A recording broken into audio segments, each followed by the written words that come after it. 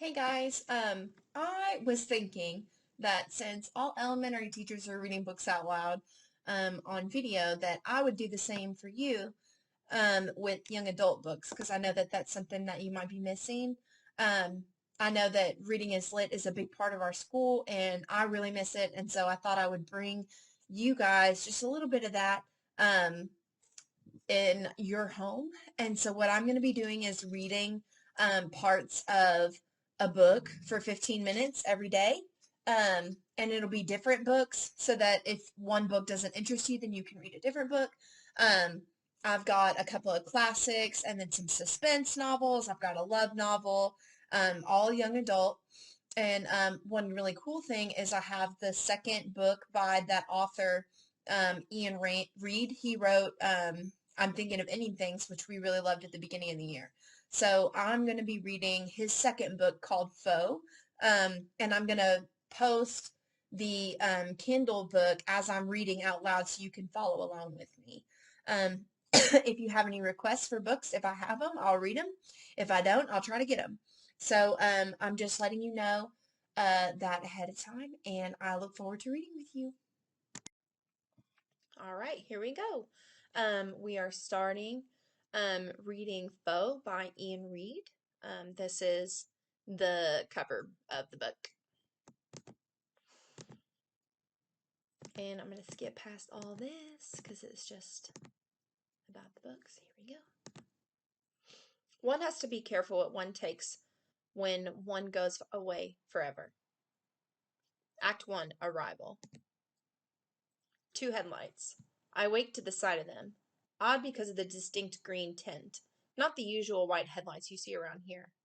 I spot them through the window at the end of the lane. I must have been in a kind of quasi-slumber, an after-dinner daze brought on by a full stomach in the evening heat. I blink several times, attempting to focus. There's no warning, no explanation. I can't hear the car from here. I just open my eyes and see the green lights. It's like they appear out of nowhere, shaking me from my daze. They are brighter than most headlights, glaring from behind the two dead trees at the end of the lane. I don't know the precise time, but it's dark. It's late. Too late for a visitor. Not that we get many of them. We don't get visitors.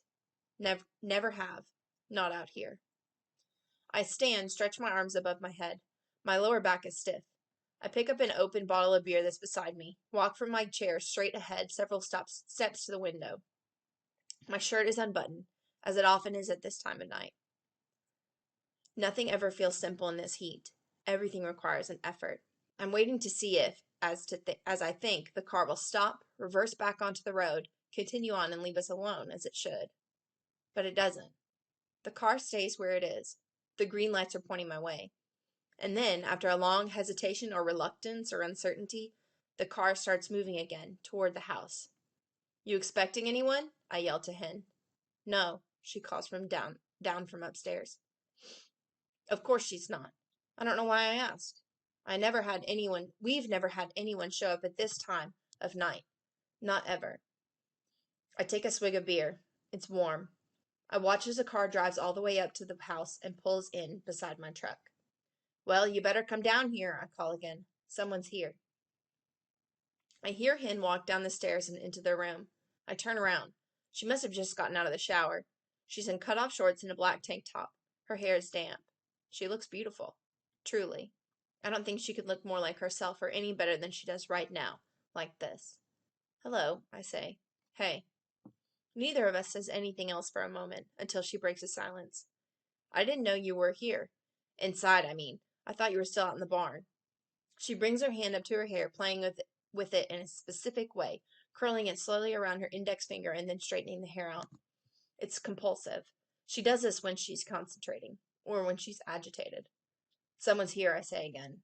She stands there, staring at me. I don't think she's blinked. Her posture is stiff, reserved.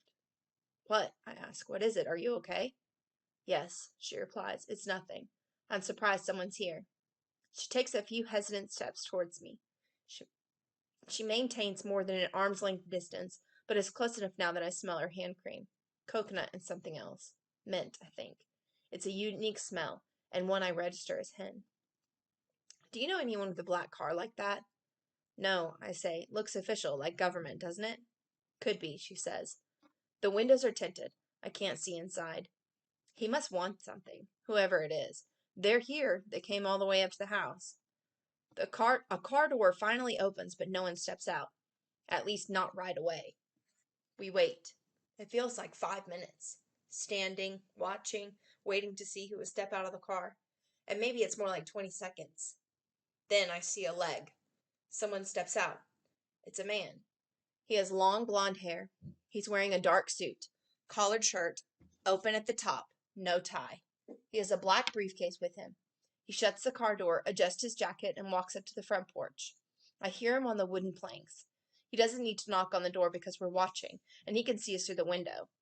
As we know he's here, and we know he's here, but we wait and watch anyhow, and eventually the knock comes. You answer it, I say, buttoning a section of the middle buttons on my shirt. Hen doesn't reply, but turns and walks out of the living room, goes to the front door. She delays, looks back at me, turns, takes a breath, and then she opens the door. Hello, she says. Hi there, sorry to disturb you at this hour, the man replies. I hope it's okay. Henrietta, right?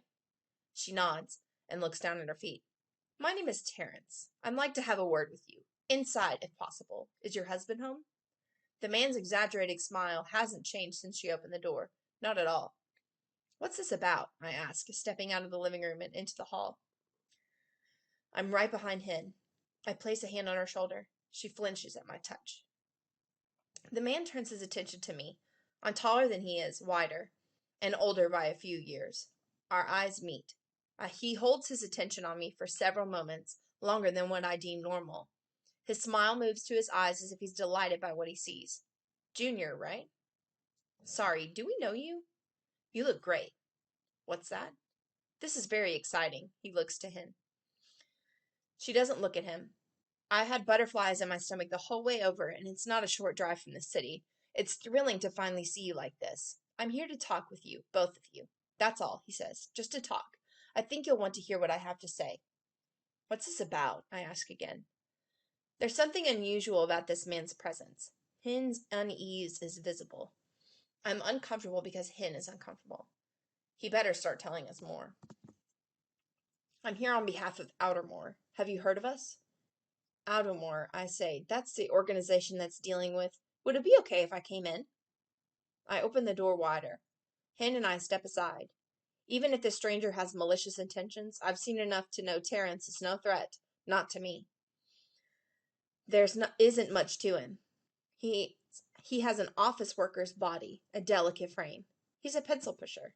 He's not a man like me, a laborer, someone used to working with his body. Once inside the front hall, he looks around. Great place, he says, spacious, rustic, unadorned, in a charming way. Lovely. Do you want to sit down in here? Hen says, leading us to the living room. Thank you, he replies. Hen turns on a lamp and sits in her rocking chair. I sit in my recliner. Terence sits in the middle of the couch in front of us. He puts his case on the coffee table. His pant legs rise as he sits. He's wearing white socks. Anyone else in the car? I ask. Just me, he says. Making these kinds of visits is my job. Took a little longer to get here than I thought it would. You guys are a long way out. That's why I'm a bit late. Again, my apologies. But it really is great to be here. To see you both. Yeah, it is quite late, says Hen. You're lucky you caught us before bed. He's so calm, relaxed, as if he's been here, sitting on our couch hundreds of times. His excessive composure has a counter effect on me. I try to catch Hen's eye, but she's just looking straight ahead and won't turn her head. I return to the matter at hand. What's this about? I ask. Right, I don't want to get ahead of myself. As I said, I'm a representative of Outermore. We are an organization that formed more than 6 decades ago. We started in the driverless automobile sector. Our fleet of self-driving cars was the most efficient and safest in the world. Our mandate changed over the years, and today it is very specific. We've moved out of the auto sector and into aerospace, exploration, and development. We're working toward the next phase of transition. The next phase of transition, I repeat. So, like space? The government sent you here? That's a government car out there. Yes and no. If you follow the news at all, you might know that Outermore is a joint assembly, a partnership. We have a branch in government, hence the car, and roots in the private sector. I can show you a brief introductory video about us. He removes a screen from his black case. He holds it up with both his hands, facing it toward us. I glance at Hen. She nods, signaling to me that I should watch. A video plays. It's seems typical of government-style promotion, overly enthusiastic and forced. Again, I peer at Hen. She appears uninterested. She's twirling a lock of her hair around her index finger. The images on the screen move from one to the next quickly, too fast to discern specific details or glean intent. People smiling, people engaged in group activities, laughing together, eating together. Everyone is happy. There are several images of the sky, a launch of a rocket, and rows of barrack-style metal buildings, or the beds. When the video ends, Terrence tucks the screen away in his bag. So, he says, as you can see, we've been working on this particular project for a long time, longer than most people realize. There's still a lot to do, but things are progressing. The technology is quite impressive and advanced. We just received another significant surge of funding. This is happening. I know some of this has been in the media of late, and I can tell you that it goes much deeper than what's being reported. This is a long time coming. I'm trying to follow his logic, but I can't quite piece it together. Just to be clear, when you say, this is happening, what exactly are you talking about? We don't follow the news much, do we? I say, looking over at Hen. No, she says, not really. I'm waiting for her to elaborate, to ask a question, to say something, anything, but she doesn't. I'm talking about the first trip, he says. The installation. The what? The installation. It's the first wave of temporary resettlement. Resettlement? Like away from Earth in space? That's correct. I thought that was more hypothetical, like a fantasy, I say. That's what this is about? It's very real. And yes, this is why I'm here. Hen exhales. It's closer to an audible groan. I can't tell if it's unnecessary, or uncertainty, or annoyance. I'm sorry, the man says, but could I trouble one of you for a glass of water? I'm parched from the drive. Hen stands, turns in my general direction, but doesn't make eye contact. You want anything? I shake my head. I still have my beer to finish, the one I was drinking before the car arrived, before our night took this unpredictable turn. I pick it up off the table, take a warm mouthful. Well, here we are. This is your house. Very nice. How old is this place? He asks when Hen's gone to the kitchen. Old, I say. Couple 100 years or so. Amazing. I love that. And are you happy here? You like it, Junior? You feel comfortable? Just the two of you? What's he implying, I wonder? It's really all we've ever known, I say. Hen and me, we're happy here together. He tilts his head to the side, smiling again. Well, what a place. What a story. Must be a lot of history in these walls. Must be nice to have so much space and quiet. You could do whatever you want out here. No one would see or hear a thing. There's no one to bother you. Are there other farms around here? Not so much anymore, I say. Used to be. Now it's mostly just crop fields. The canola. Yeah, I saw the fields in my drive. I didn't realize canola was quite so tall. It didn't used to be, I say, when farmers owned this land. Now most of it's owned by big companies or the government. The companies grow the new stuff.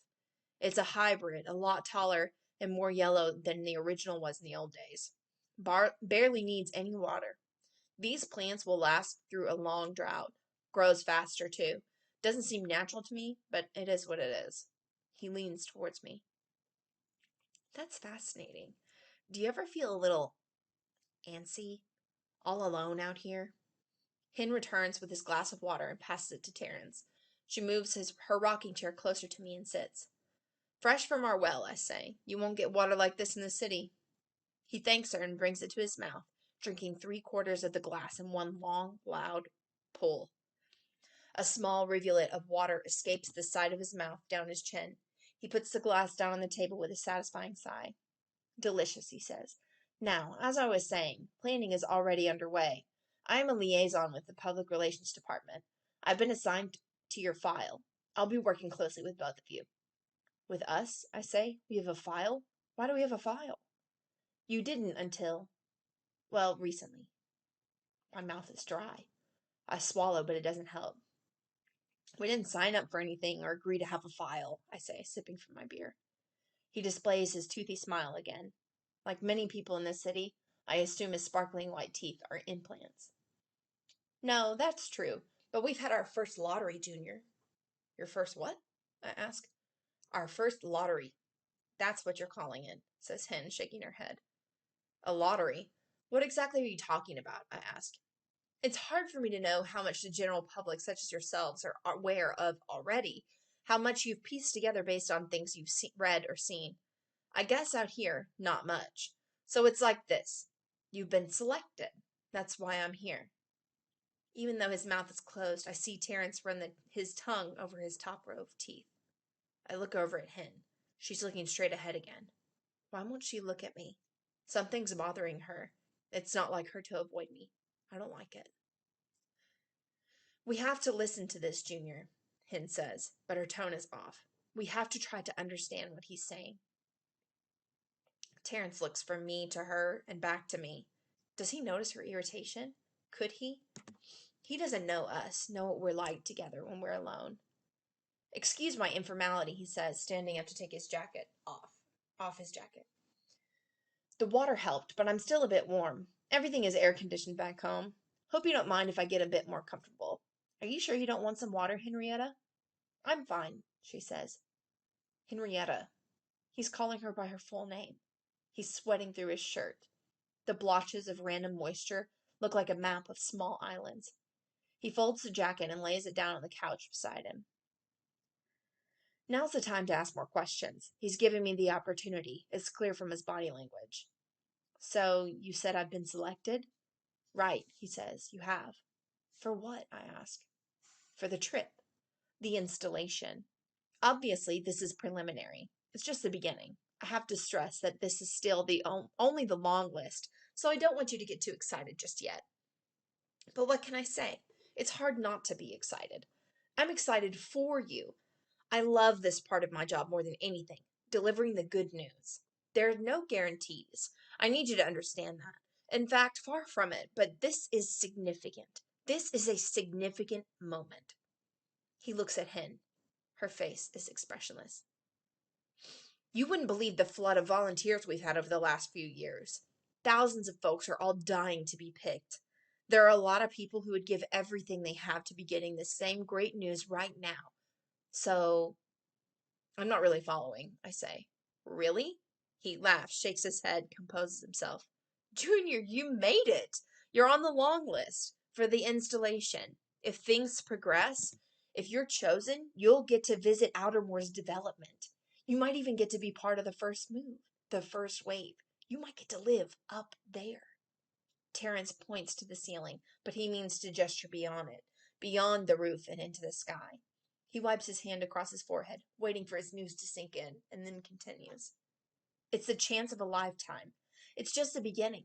We've gone ahead with the first lottery because this is kind of fortunate conscription can take some time. I take another sip of beer. I think I'm going to need another. Fortunate conscription? I know this is wonderful, Terrence says, and it's a lot to take in. But remember, I always say this, and I really believe it. Everything changes. Change is one of those certainties in life. Human beings progress. We have to. We evolve, we move, we expand. What seems far-fetched and extreme becomes normal and then outdated pretty quickly. We move on to the next thing, the next development, the next frontier. What's up there? It's not really another world. It is far away. It's been beyond our reach for most of our existence, but it's getting closer all the time. We're moving it closer. You see? His eyes are filled with a confident excitement. What do my eyes look like to him? It's not excitement that I feel. It should be, but it's not. I look to Hen. She feels me looking at her, turns and smiles meekly. Finally, a smile. Something to unite us. She's with me. She's back. This is crazy, I say, reaching out to touch Hen's arm. Space. It is another world. But we have a world here. A life. Here. Together. I'm starting to feel defensive, protective of this life, the one I know and understand. You show up here at my home, I say, out of the blue, and you announce that I might have to go, regardless of what I want to do. You think that after all this time living here with Hen, I might actually have to leave? I never asked for this. This isn't normal. Terrence smiles again, leans forward slowly, cautiously. Look, he said, this is the warning. He stops himself, readjusts how he's seated on my couch. No, sorry, that's the wrong word. Warning makes it sound negative, and it's not. This is a good thing. It's a dream come true, and I'll admit that you didn't volunteer for this. Not exactly, but you have talked about space before. Our algorithm picked it up. Hen perks up upon hearing this. So you've been listening in on us? She asks. How long have you been listening to us? There's an unfamiliar edge to her voice. It makes me feel... I don't know what it makes me feel. I just know I don't like it. Terrence puts his hand out as if to apologize. Please, he says, I'm not being clear. I'm not explaining things very well. It's not surveillance or active listening. The microphones in your screens are always on. You know that. It's data collection. The program we use sorts through the information, categorizes it. It recognizes words of interest. I'm sure you'll be listening even closer to him now, Hen says. Won't you? Yes, we will. Hen's face is tight, composed, unrevealing. Words of interest. Can you explain that? I ask. What kinds of words would have registered for a lottery I wasn't even aware of, by the way?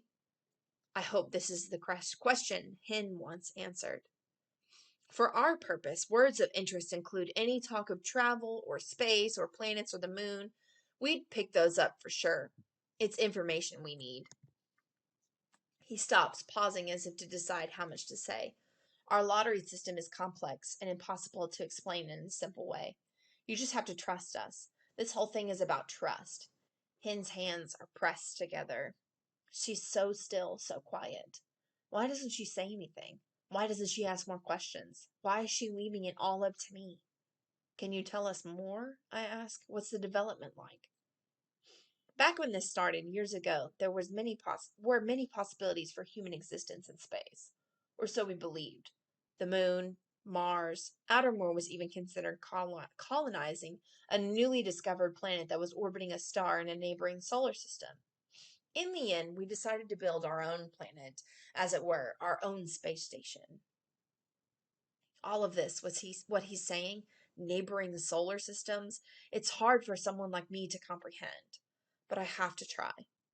Why, I ask. Why build a station at all when there are perfectly good places to live here? And why build an entire space station if there are perfectly good planets out there already? Terrence scratches the side of his head. For lots of reasons. For example, if you were to travel to one of those planets, even if you traveled at the speed of light, which is impossible, it would take approximately 78 years to get there and back. So that was a barrier. We chose to conquer other barriers instead.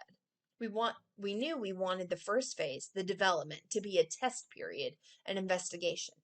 People would go and live there. We would observe, run tests, complete analysis, and then they'd return home. Building our own planet was the best idea for this model. There have been space stations up there for a long time. Our first one was launched several years ago.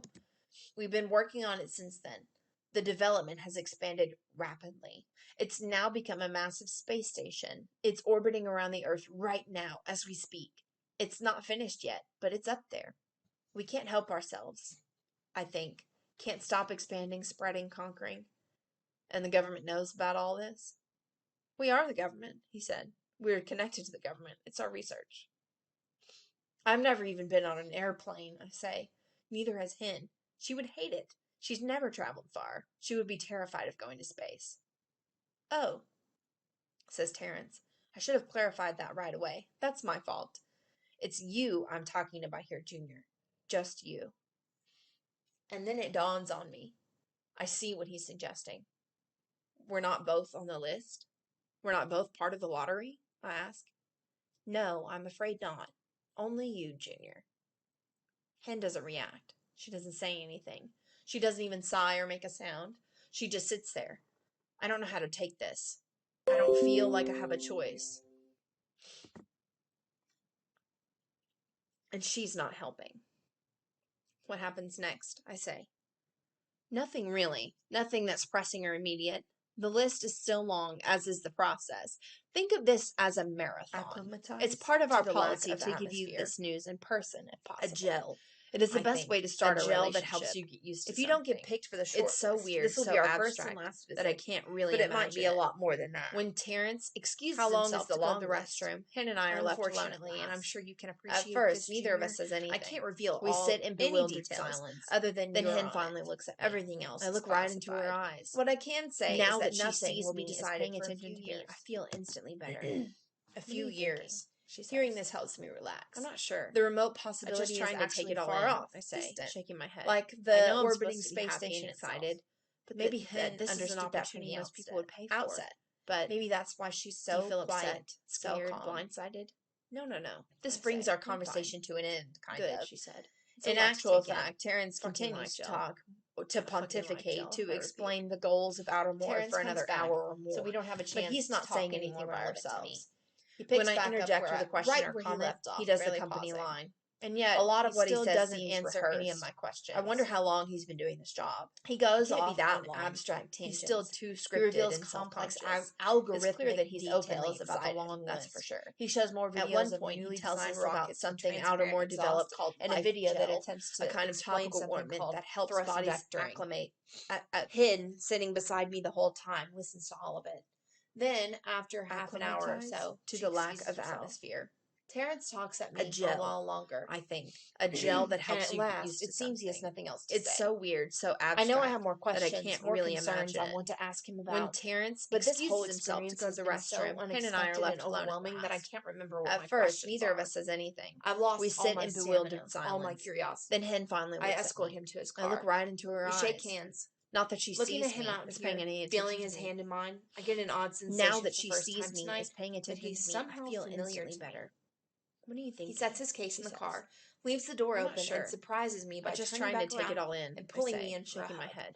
I know When I'm he supposed to be releases happy me, and he steps excited, back and grabs my but shoulder. that this is an Congrats, opportunity he most says. people would pay I'm so for. pleased to see But you here. do you feel Do I upset, know you? scared, I ask. blindsided? No. Those teeth, I say, that smile. I'm fine. This is just Good, the beginning. she said. It's Day a lot one. to take in. But I have a good Fucking feeling like we'll gel. meet again before Yeah, long. fucking like He gel, says. I repeat. Then he settles back Terrence into comes his back, car. so we don't have a chance Best of to luck talk to you. anymore by ourselves. The door He closes picks with a back up thunk. right I where he watch the left car off, drive barely down the pausing. lane and pull out onto And the yet, road. he still doesn't It's answer pitch any dark of my out now. questions. I can hear the crickets and critters. He in the goes canola. off on I look abstract around. tangents. He This is reveals where I'm complex from. algorithmic It's all what I details know. about the long list. He It's shows all I've more ever videos of newly designed I always rockets with assumed transparent it was all I exhaust would and a ever video that attempts to I explain look up at something the called sky, thrust dotted with vectoring. stars. Hidden, The same sitting beside as me it's the whole always been. time, listens to all of I've it. been looking up at Then, the same after night half sky an my hour or whole so, life. she excuses It's the only herself. sky I've ever seen. Terrence talks at me All for a those while stars, longer. satellites, the And at moon. last, it I seems know he the has moon nothing is so else to far say. away. It looks I know I different have more tonight, questions, more I've concerns never I thought want to about it ask him before, about. but I can But see this it, whole all of experience it. has been Those so stars, the unexpected moon, and overwhelming see that them I from can't here with remember my what own my eyes. questions are. How far away I've can lost they all my really stamina, be? All my curiosity. I escort him to his car. We shake hands. Looking at him out here, feeling his hand in mine, I get an odd sensation for the first time tonight that he's somehow familiar to me. He sets his case in the car, leaves the door open, and surprises me by turning back around and pulling me in for a hug. When he releases me, he steps back and grabs my shoulder. Congrats, he says. I'm so pleased to see you here. Do I know you? I ask. Those teeth, that smile. This is just the beginning. Day one. But I have a good feeling we'll meet again before long, he says. Then he settles back into his car. Best of luck to you. The door closes with a thunk. I watch the car drive down the lane and pull out onto the road. It's pitch dark out now. I can hear the crickets and critters in the canola. I look around. This is where I'm from. It's all what I know. It's all I've ever known. I always assumed it was all I would ever know. I look up at the sky, dotted with stars. The same as it's always been. I've been looking up at the same night sky my whole life. It's the only sky I've ever seen. All those stars, satellites, the moon. I know the moon is so far away. It looks different tonight, though. I've never thought about it before, but I can see it, all of it. Those stars, the moon, see them from here with my own eyes. How far away can they really be?